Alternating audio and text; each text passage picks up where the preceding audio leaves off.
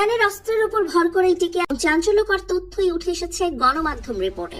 বর্তমানে ইরান রাশিয়ায় অস্ত্র সরবরাহ আগের তুলনায় কমিয়ে দিয়েছে। তবে ইউক্রেনে রাশিয়ার প্রতিদিনের ব্যাপক হামলার প্রেক্ষাপটে এখনো প্রতিটি ড্রোনই গুরুত্বপূর্ণ হয়ে উঠেছে। বিশেষ করে সামরিক লক্ষ্যবস্তুতে চালানো এই হামলাগুলোর জন্য প্রয়োজনীয় আগ্নেয় শক্তি ধরে রাখতে ইরানি ড্রোন এখনো রাশিয়ার যুদ্ধ কৌশলের গুরুত্বপূর্ণ অংশ। একই সময়ে ইরানের সাম্প্রতিক বছরগুলোর সবচেয়ে বড় গণবিক্ষোভ দেশটির শাসন ব্যবস্থার ভবিষ্যৎ নিয়ে প্রশ্ন তুলছে। এর ফলে রাশিয়ার উপর সম্ভাব্য প্রভাব নিয়েও আলোচনা শুরু হয়েছে। ইউক্রেনে পূর্ণমাত্রার আগ্রাসনের প্রথম দিকেই মস্কো অস্ত্র সরবরাহের জন্য ব্যাপকভাবে তেহরানের উপর নির্ভরশীল ছিল। স্টকহোম ইন্টারন্যাশনাল পিস রিসার্চ ইনস্টিটিউটের জ্যেষ্ঠ গবেষক পিটার উইজম্যান জানান, ইরানি অস্ত্র সরবরাহের বড় অংশ 2022 সালের পরপরই আসে। ওই সময় ইরান রাশিয়াকে শত শত স্বল্প পাল্লার স্যাটেলাইট নির্দেশিত ক্ষেপণাস্ত্র, প্রায় 500 অন্যান্য স্বল্প পাল্লার ক্ষেপণাস্ত্র এবং আনুমানিক 200 ভূমি থেকে আকাশ ক্ষেপণাস্ত্র সরবরাহ করে বলে প্রতিবেদনে উঠে এসেছে। এর পাশাপাশি গত বছর ইরান রাশিয়াকে স্যাটেলাইট নির্দেশিত ক্ষেপণাস্ত্র উৎক্ষেপণ ব্যবস্থা সরবরাহ করেছে বলেও জানা যায়। তবে সবচেয়ে আলোচিত ছিল ইরানি শাহেদ কামিকাজি ড্রোন।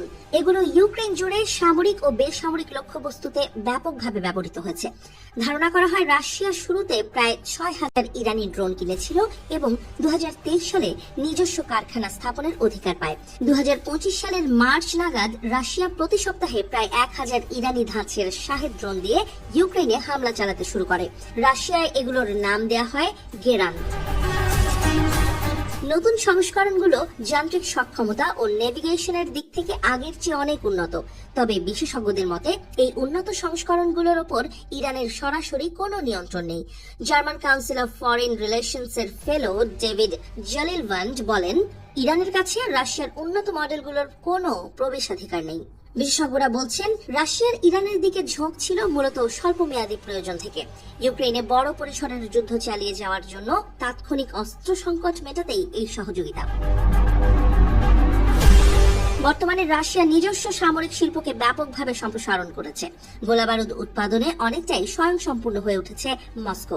এখন রাশিয়ার জন্য ইরানের চেয়ে উত্তর কোরিয়া অনেক বেশি গুরুত্বপূর্ণ অস্ত্র সরবরাহকারী। অনুমান করা হয় 2021 সাল থেকে রাশিয়া ইরানি সামরিক সরঞ্জামে প্রায় 3.5 বিলিয়ন ইউরো ব্যয় করেছে, যার মধ্যে ক্ষেপণাস্ত্রেই খরচ হয়েছে প্রায় 2.3 বিলিয়ন ইউরো। অথচ 2025 সালে রাশিয়ার মোট যুদ্ধ বাজেট ছিল প্রায় 116 বিলিয়ন ইউরো। পিটার উইজম্যানের মতে, ইরানি অস্ত্র রাশিয়ার জন্য সহায়ক হলেও যুদ্ধ চালিয়ে যাওয়ার জন্য তা অপরিহার্য নয়। তিনি বলেন, ইরানি অস্ত্রের প্রযুক্তি ও নির্মাণ মান খুব উন্নত মানের নয়। অনেক অস্ত্রই পুরনো মজুদ থেকে এসেছে, যার মান এবং সংরক্ষণকাল সীমিত। তবুও বিশ্লেষকরা সতর্ক করছেন, রাশিয়া ও ইরানের দীর্ঘমেয়াদী সম্পর্ককে অবহেলা করা যাবে না। 2015 সাল থেকে সিরিয়ায় যৌথ সামরিক অভিযানের মাধ্যমে দুই দেশের প্রতিরক্ষা সহযোগিতা অনেক বেশি প্রাতিষ্ঠানিক রূপ নিয়েছে। বর্তমানে বড় অস্ত্র নয়, বরং গবেষণা, প্রযুক্তি ও জ্ঞান বিনিময়ই এই সম্পর্কের মূল ভিত্তি। তবে এর বিনিময়ে রাশিয়া ইরানকে কোন ধরনের সহায়তা করছে তা এখনো পরিষ্কার নয়। ইরানের সাথে সাম্প্রতিক সময়ে বড়সড় কৌশলগত প্রতিরক্ষা চুক্তিও করেছে রাশিয়া। ফলে দুই দেশ একে অপরকে রক্ষা করার বিষয়েও এগিয়ে আসবে বলেই মনে করা হচ্ছে।